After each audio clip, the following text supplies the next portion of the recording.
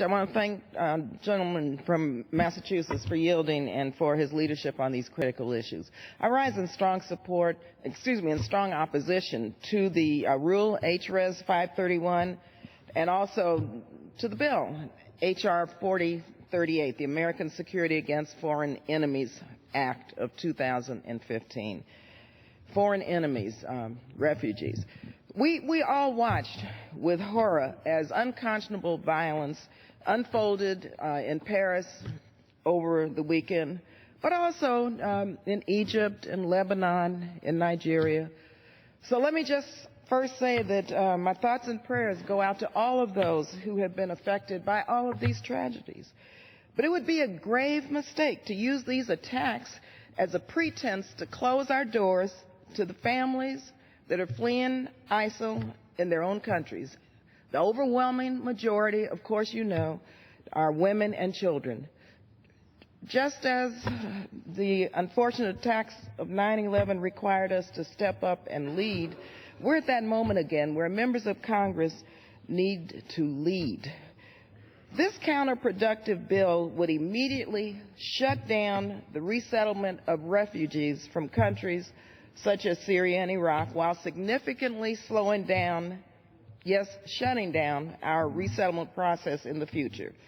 But of course, as members of Congress, our first goal is keeping our country safe. We all are committed to that, and we do that each and every day. But preventing these people suffering the violence, wrong signal, first to our allies, to our own country, and really this is not consistent with our national security goals. Simply put, closing our doors to these refugees would really be a betrayal of our nation's most fundamental values.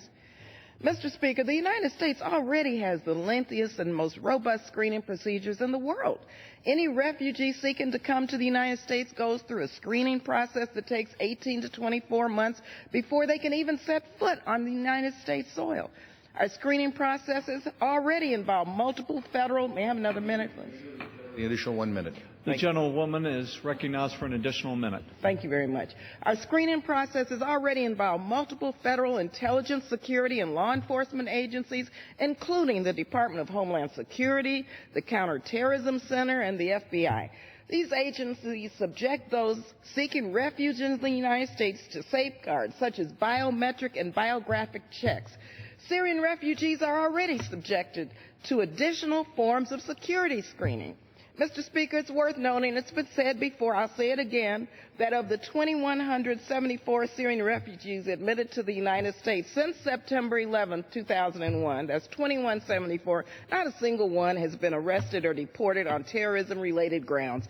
I'm proud that Oakland and my congressional district has resettled more Syrian refugees than any other East Bay Area city in California. Rather than working to shut out those seeking refuge in our country, we should instead be working toward ensuring a regionally led, comprehensive economic, political, and diplomatic solution to the conflicts that have led to the worst refugee crisis since World War II. This would stop the flow of refugees and give them a chance to live in their own country, free of war and violence. I urge my colleagues to reject this rule and this unnecessary bill.